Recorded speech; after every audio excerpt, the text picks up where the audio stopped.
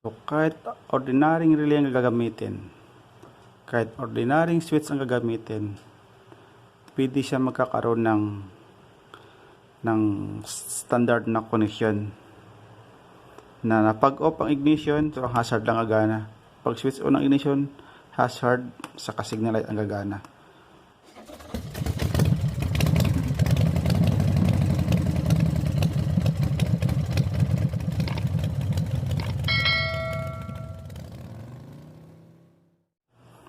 Meron lang ako share ng konting tutorial or diagram ng connection ng signal light saka hazard. So bali ito yung ating topic ngayon, signal light connection, signal and hazard.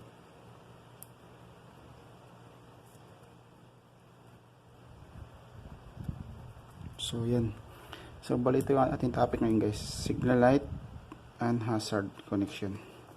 So bali napaka-importante nito guys sa ating sasakyan, itong signal sa hazard. So bali pag defective ang inyong hazard o kay signal, so ito yung nadudulot ng aksidente. So kaya kailangan kahit pa paano meron kayong counting idea kung paano ang connection o paano pag-trouble ng signal light o kay hazard. So bali kahit counting tip na mabibigay sa inyo, ito malaking tulong na rin. So bali ito yung ating ilaw or signal light sa harapan, ito yung sa likod. So medyo pangit lang yung drawing ko guys. So bali ito yung ilaw, so bali ito yung bumbilya natin.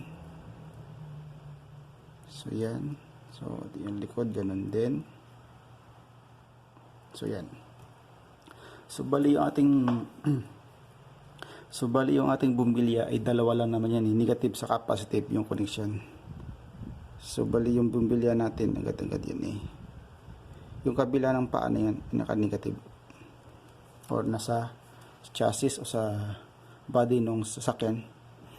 So bali ganoon din ang kabilang, yung nasa unahan naka-ground na rin yung kabilang paanong or yung kabila ng filament ng bumbilya. So bali itong connection nito sa unahan sa likod ay naka-ano lang yan, naka-parallel, kadugtong lang yan. So ito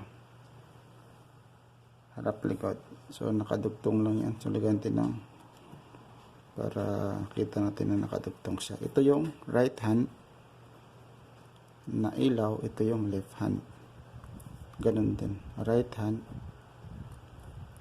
left hand, rear,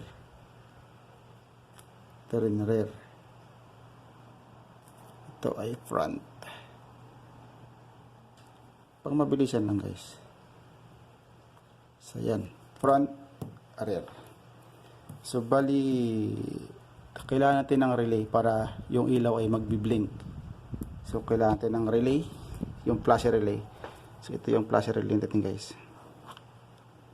So yan, bali ito yung ating style ng flash relay ay kasi guys maraming klase ng flash relay, hindi lang iisa Bali ito yung aluminum yung katawan, yung bilog yan may tatlong terminal. Okay, meron din dalawa, pag dalawa X lang saka L, tapos pag yung tatlohan may P pa. So mamaya papalinaw ko kung para saan yung P na to, yung sa gitna.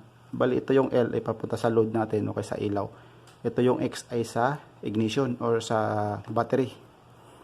So ito ating lalagyan ng battery, dito sa battery pupunta to. So kailangan natin ng fuse. So hindi na to guys dadaan ng ignition switch. So ito yung battery natin. So ito yung pupunta sa positive ng battery natin So ito yung battery. So naka-negative na yung battery natin kabila. Ito yung negative, ito yung positive, plus minus. So bali mga 20 amperes na fuse ang pwede magamit. So yan. So bali yung wire guys, pwede ka gumamit ng number 14 automotive wire. Lahat cut dito. Pwedeng 16, pwedeng 14 na gauge. So bali ito yung L na to, ito yung pupunta sa ating switch para magkukumand dito yung left and right natin. So gagawa ko ng switch.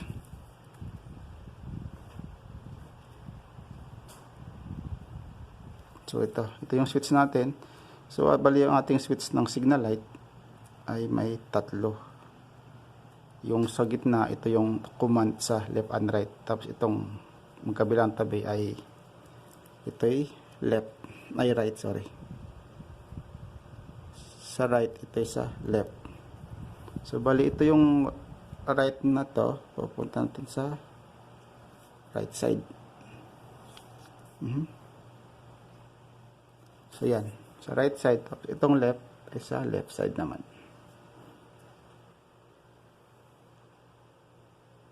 So yan.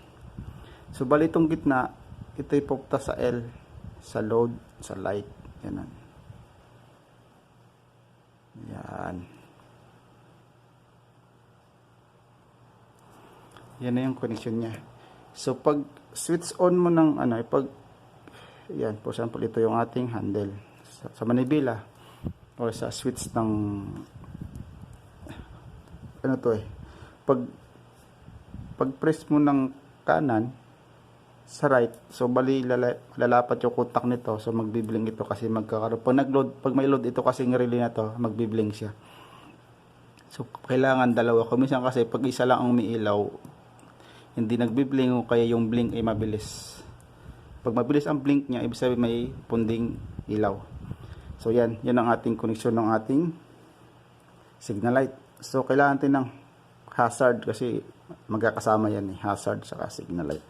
So kailangan natin ng hazard switch. Ito yung ating hazard switch. So yan. So ang ating hazard switch guys, may yan. Itong dalawang contact na to. Ito ay pupunta sa automatic yan, pupunta dito sa right at saka sa left.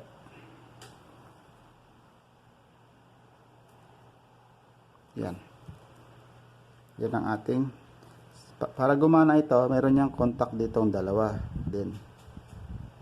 Para pag pindot mo ng hazard na switch, lalapat itong dalawa, magkakaroon ito ng contact itong dalawa. So bali sa gitna ay pupunta rin sa flasher relay. Yan. Ito yung flasher relay.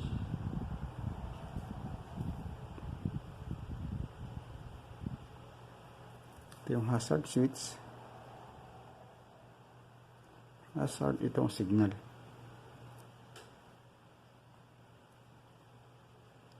switch. Yan lang guys, yan ang ating connection. So bali hindi na siya dumaan ng ignition switch. So bali ito yung P. So yung P, hindi man to laging ginagamit. So bali wala na to.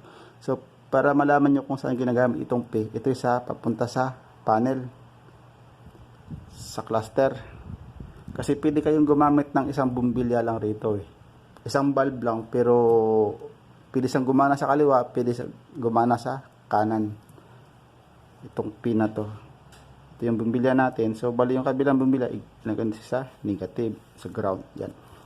Halimbawa, ito na sa panel. Okay, pinaka-indicator nyo para malaman yung gumagana yung signal nyo. Pag switch nyo ng kanan, magbiblink din to. So pag switch nyo ng kaliwa, magbiblink din siya. Balik common siya. Tapos pag hazard mo rin, switch mo ng hazard biblink din siya. Yun ang purpose ng P. Para sa indicator. So yun lang guys, ganun lang kadali. So kung gusto nyong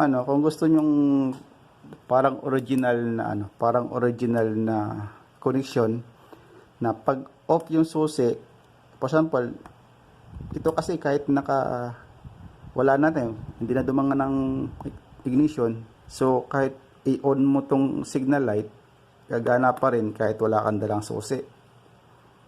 'Di ba? Pero ang dapat talaga yung standard na connection, pag on ng susi, gagana yung hazard saka signal light. Pag switch off ng ignition, dapat itong signal light switch, itong ito, hindi siya gagana. Ang gagana lang yung hazard switch. Yun ang standard na connection. So, bali ito lang guys si ano. So, para meron kayong pagpipilian, sa sunod na tutorial ko guys, na video ko, lalagyan ko to ng kahit ordinaryong relay ang inyong gamitin.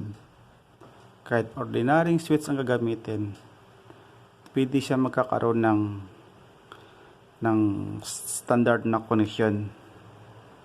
Na pag off ang ignition, sabi mo kanina, pag off ang ignition, ito lang ay pag off ang ignition, ito ang hazard lang gagana. Pag switch on ang ignition, hazard sa signal light ang gagana. So bali yun guys ang susunod na tutorial ko, susunod na video ko. Yun ang ipapakita ko, ituturo ko.